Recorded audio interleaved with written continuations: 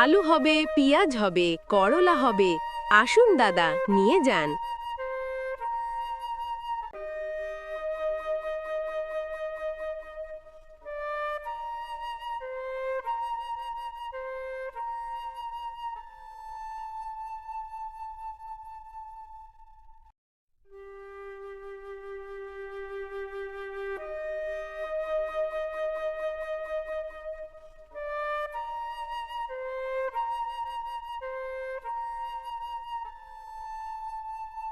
অনেক দিন আগের কথা।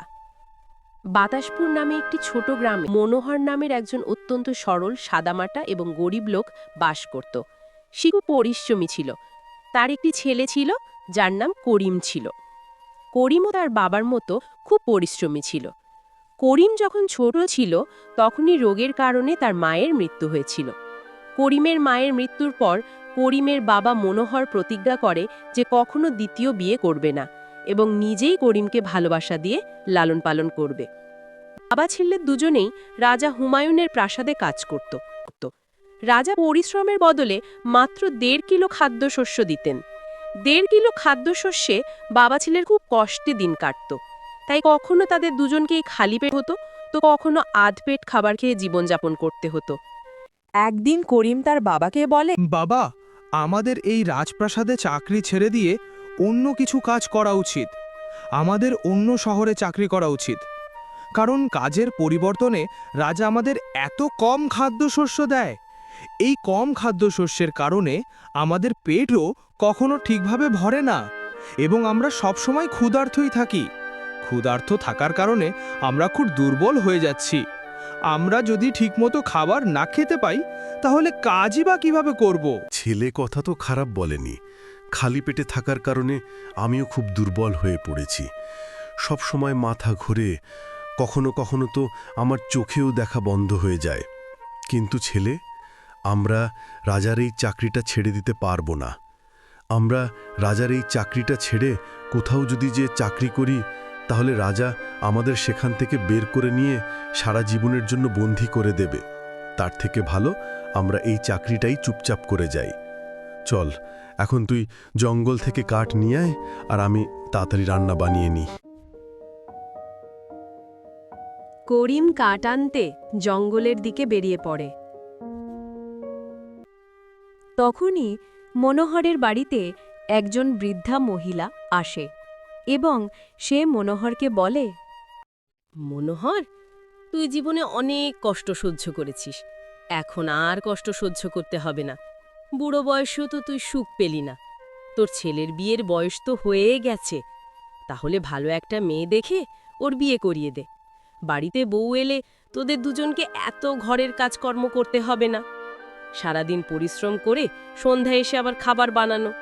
বাড়িতে যদি বউ আসে তাহলে তোরা দুজন ঘরের কাজ থেকে মুক্তি পেয়ে যাবি, আর ঘরের সৌন্দর্য বেড়ে যাবে। কাকিমা, করিমের বিয়ে তো 5 মাস আগেই হয়ে গেছে। কি বলিস তুই? করিমের বিয়ে হওয়া 5 মাস কেটে গেছে, কিন্তু তুই তো কখনো এই কথা কাউকে বলিসনি। আর কি কারণে তুই এই কথা লুকিয়ে রেখেছিস? আমাকে তো খবর দিতে পারতিস একবার। কাকিমা, কারণ তো কিছুই না। বৌমা তার বাবার বাড়িতে আছে। বৌমা বাবার বাড়িতে কেন? তুই তাকে সেখানে রেখে দিয়েছিস বা কেন? ছেলের বিয়ে দেওয়া হয় বউকে বাবার বাড়িতে রেখে আসার জন্য নাকি? তুই তোর ছেলেকে বলছিস না কেন যে তার বউকে যেন তার শ্বশুর বাড়ি থেকে নিয়ে আসে? তুই আজই করিমকে পাঠিয়ে দে বৌমাকে শ্বশুর বাড়ি থেকে নিয়ে আসার জন্য। করিমকে কেমন করে পাঠিয়ে দিব কাকিমা শ্বশুর বাড়িতে?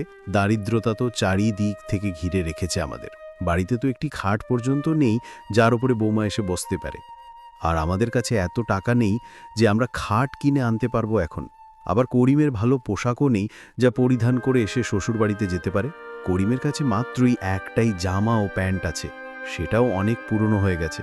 পুরনো জামা পরে শ্বশুর বাড়ি কেমন করে যাবে কাকিমা? আর পাড়া প্রতিবেশী দেখে কি বলবে? বাহ রে মনোহর, আমি তো তোকে বুদ্ধিমান ভাবতাম, কিন্তু তুই তো বড় একটা বোকা মানুষ। শুধু এই কারণে তুই বৌমাকে তার বাবার বাড়িতে রেখে দিয়েছিস? আমি ভাবলাম কোনো বড় ঝামেলা হয়েছে মনে হয়। আর পাড়া প্রতিবেশী কি বলবে? এটা কি কোনো কথা? অন্যের সুখে দুঃখে পাড়া প্রতিবেশী সব সময় সমালোচনা করবে, কারণ কিছু লোকের জন্মই অন্যের সমালোচনা করার জন্য। আমাদের তাদের উপেক্ষা করা উচিত। আর খাট এবং জামা প্যান্ট জন্য তোকে চিন্তা করতে হবে না। বৌমাকে বসানোর জন্য খাট এবং শ্বশুরবাড়ি যাওয়ার জন্য করিমকে নতুন পোশাক আমি কিনে দেব। এই কথা বলে বৃদ্ধ মহিলা বাড়ি চলে যায়। তারপর মনোহর ভাবতে থাকে। কাকিমা ঠিক কথাই বলেছেন, বৌমাকে ঘরে ফিরিয়ে আনা উচিত। বৌমা এলে ঘরের কাজ থেকে মুক্তি পেয়ে যাব আমরা। আর মেয়েরা তো বাড়ির সৌন্দর্য। আমি কালই করিমকে তার শ্বশুরবাড়ি থেকে বৌমাকে নিয়ে আসার জন্য বলবো। পরের দিন সে বৃদ্ধ মহিলা মনোহরের বাড়িতে আসে। সেই বৃদ্ধ মহিলা বাজার থেকে করিমের জন্য কিছু পোশাক এবং একটি খাট কিনে নিয়ে আসে। করিম খাট দেখে বাবাকে বলে, বাবা, আপনি এই খাট কোথায় থেকে নিয়ে এসেছেন? করিম এই খাট বৃষ্টি কাকিমা কিনে দিয়েছেন এবং তিনি তোকে নতুন পোশাকও দিয়েছেন। কিন্তু বাবা, বৃষ্টি ঠাকুমা আমাদের খাট আর আমাকে নতুন পোশাক কেন দিয়েছেন? করিম, বৃষ্টি কাকিমা এই খাট তোমার বউয়ের জন্য দিয়েছেন, আর নতুন পোশাক তোমার জন্য। কাল তুমি এই নতুন পোশাক পরিধান করে বৌমাকে আনতে যাবে। ঠিক আছে বাবা, আমি কালই নিশিতাকে তার বাবার বাড়ি থেকে নিয়ে আসব। পরের দিন তার স্ত্রীকে আনতে শ্বশুরবাড়িতে রওনা হয়। করিম কয়েক সপ্তাহ শ্বশুরবাড়ি থেকে তারপর বাড়ির দিকে রওনা হয়। করিম মনে মনে ভাবে, আমাদের বাড়ি এখনো নোংরা অবস্থা রয়েছে। নিশিতা দেখলে কি ভাববে? তার থেকে ভালো হয় আমি নিশিতাকে বৃষ্টি ঠাকুরমার বাড়িতে রেখে আমাদের বাড়িটা পরিষ্কার করে তারপর নিশিতাকে আমাদের বাড়িতে নিয়ে আসব। করিম তার স্ত্রীকে বৃষ্টি ঠাকুরমার বাড়িতে রেখে নিজের বাড়ির দিকে রওনা হয়। মনোহর করিমকে বাড়িতে একা আসতে দেখে বলে, করিম, তুই একা কেন? বৌমা কোথায়? বাবা, আমি নিশিতাকে বৃষ্টি ঠাকুমার বাড়িতে রেখে এসেছি, কারণ আমাদের বাড়িটা এখনো খুব নোংরা অবস্থায় আছে। নিশিতা দেখলে কি ভাববে? বাড়িটা পরিষ্কার করে তারপর নিশিতাকে নিয়ে আসব ঠাকুমার বাড়ি থেকে। বাড়ি পরে পরিষ্কার করলেই হবে, আগে রাজার কাছে চল। রাজা তোকে ডেকেই চলেছেন এই কয়েকদিন। জানি না রাজা তোকে কেন ডেকে চলেছে। তারপর করিম ঘর পরিষ্কার না করেই তার বাবার সাথে রাজপ্রাসাদে চলে যায়। ওইদিকে বৃষ্টি ঠাকুমা নিশিতাকে বলে, মেয়ে, তুমি খুব বুদ্ধিমতী। বিধাতা তোমাকে সব সময় খুশি রাখুন। এসো আমার সাথে, আমি তোমাকে তোমার বাড়িতে দিয়ে আসি। বৃষ্টি ঠাকুরমার কথা শুনে নিশিতা অবাক হয়ে যায় এবং সে বৃষ্টি ঠাকুমাকে জিজ্ঞাসা করে, ঠাকুমা, যদি এই বাড়িটি করিমের না, তাহলে করিমের বাড়ি কোথায়? মেয়ে, করিম রাজপ্রাসাদে কাজ করতে গেছে, তাই তোমাকে আমার কাছে রেখে গিয়েছিল। তুমি এখন নতুন বধূ, একা বাড়িতে কিভাবে থাকবে বলো? তাই করিম রেখে গেছে। করিম কাজ শেষ করে কিছুক্ষণের মধ্যে চলে আসবে। চলো, করিমের আসার আগেই আমি তোমাকে তোমার বাড়িতে পৌঁছে দিই। তারপর বৃষ্টি ঠাকুমা নিশিতাকে তার বাড়িতে ছেড়ে দিয়ে আসে। বাড়িটি নোংরা অবস্থায় দেখে নিশিতা তো অবাক হয়ে যায়। বাড়িটা দেখে মনে হচ্ছিল যেন বহু বছর বাড়িটি পরিষ্কার করা হয়নি। বাড়িটির এই অবস্থা দেখে নিশিতা ভাবে, হে ঈশ্বর, আগের জন্মে আমি কি এমন পাপ করেছিলাম যার শাস্তি আমাকে এই জন্মে ভোগতে হচ্ছে? এই বাড়িতে তো কিছুই নেই, এখন আমি কি বা করব? আমি তো কিছুই বুঝে উঠতে পারছি না।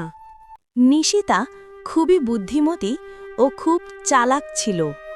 নিশিতা ভাবে, ঈশ্বর যা কিছু করেন ভালোর জন্যই করেন। হয়তো এই বাড়িতে আমার জীবনের আসল সুখ লুকিয়ে আছে, তাই ঈশ্বর আমাকে এই বাড়িতে পাঠিয়েছেন। নিশিতা সাহস করে উঠে পড়ল এবং বাড়ি পরিষ্কার শুরু করল। কিছুক্ষণের মধ্যে সে পুরো ঘরটি পরিষ্কার করে ফেলল। তারপর সে বৃষ্টি ঠাকুমার দেওয়া খাটে বসে করিমের আসার অপেক্ষা করতে লাগল। অপেক্ষা করতে করতে রাত হয়ে আসছিল, কিন্তু করিম ও তার বাবা এখনো বাড়ি ফিরে আসেনি। নিশিতা অনেক ভয় পেয়ে গিয়েছিল, এত বড় বাড়িতে যেন কোনো চোর ডাকাত তার বাড়িতে ঢুকে না পড়ে। ঠিক তখনই করিম ও তার বাবা হাতে খাদ্যশস্য বস্তা নিয়ে বাড়ি ফিরে আসে। বাড়ি ফিরে এসে দেখে যে বাড়ির সবকিছু বদলে গেছে। এটা দেখে ছেলে ও বাবা দুজনেই খুব খুশি হয়। করিম রাজার দেওয়া 1.5 কিলো খাদ্যশস্য তার স্ত্রীকে দিয়ে বলে, এই নাও আর রান্না করে নাও। নিশিতা ৩ জনের জন্য এত কম খাদ্যশস্য দেখে খুবই অবাক হয়ে যায়। তাই সে করিমকে জিজ্ঞাসা করে, এতটুকু খাদ্যশস্য তো ৩ জনের জন্য খুবই কম। আপনার বেশি পরিমাণ খাদ্যশস্য নিয়ে আসা উচিত ছিল। রাজা আমাদের কাজের বিনিময়ে মাত্র ১.৫ কিলো খাদ্যশস্যই দেন। এখন তুমি বলো, আমি বেশি পরিমাণ খাদ্যশস্য কোথায় থেকে নিয়ে আসব? আপনারা রাজার প্রাসাদের সারাদিন কাজ করেন এবং তার পরিবর্তে রাজা আপনাদের মাত্র ১.৫ কিলো খাদ্যশস্য দিয়ে বাড়ি পাঠিয়ে দেন। রাজা আপনাদের সাথে অন্যায় করছেন। কিন্তু বৌমা, আমরা কি বা করতে পারবো? রাজার কথা অমান্য করার সাহস বা কার আছে?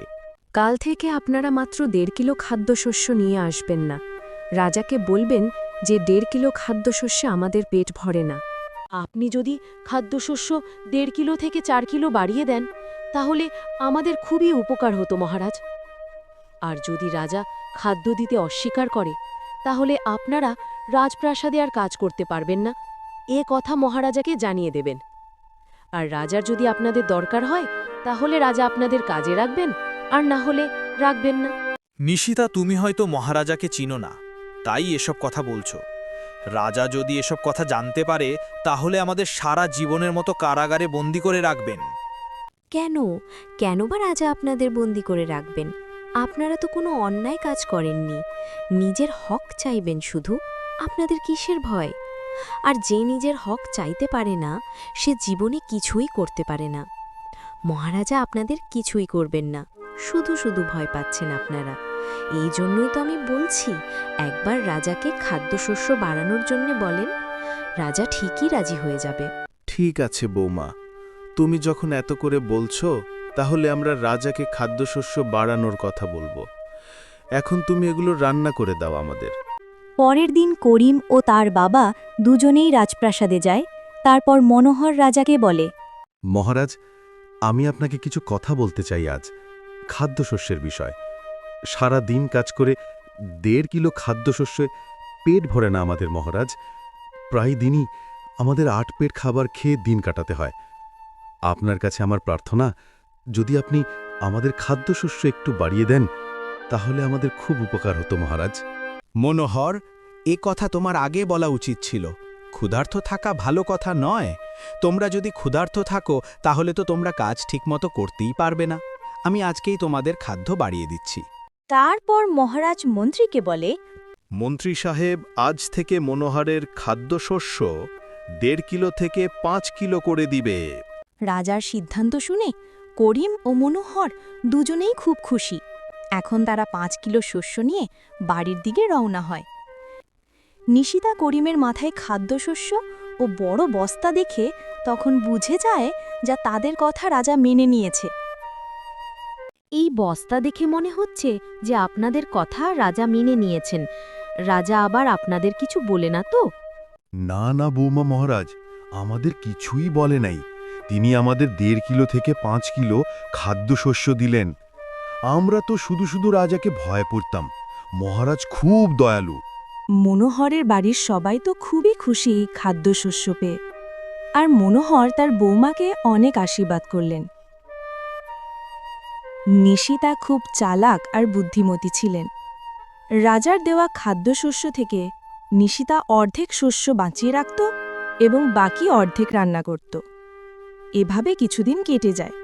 তারপর একদিন নিশিতা তার শ্বশুরকে বাবা, আপনি আজ রাজাকে যে বলবেন আমার ছেলের বিয়ে দিয়েছি, আমরা এখন ৩ জন সদস্য হয়ে গেছি।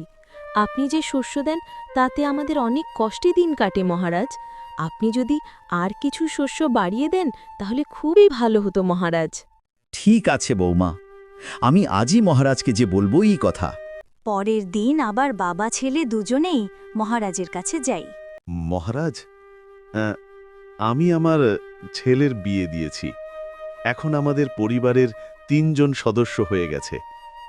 যদি আপনি আমাদের খাদ্যশস্য আরেকটু বাড়িয়ে দেন তাহলে খুব ভালো হতো মহারাজ। মনোহর, তুমি খুব ভালো কাজ করেছো করিমের বিয়ে দিয়ে। আমি আজই মন্ত্রীকে বলে তোমার খাদ্যশস্য বাড়িয়ে দিচ্ছি। তারপর বাবা ছেলে দুজনে ৮ কিলো শস্য নিয়ে বাড়ি দিকে যায়। কিলো শস্য দেখে নিশিতাও অনেক খুশি হয়ে যায়। নিশিতা অর্ধেক বেশি শস্য রেখে বাকিটুকু রান্না করে। এভাবেই নিশিতা অনেক শস্য জমে জমে এখন তাদের অনেক শস্য হয়ে গেছে। নিশিতার চালাক আর বুদ্ধির কারণে এখন ধনী হয়ে গেছে। এভাবেই তাদের সুখের শান্তিতে দিন কাটতে লাগলো। যদি আমাদের চ্যানেলের ভিডিওগুলো ভালো লাগে তাহলে অবশ্যই চ্যানেলটি সাবস্ক্রাইব করতে ভুলবেন না।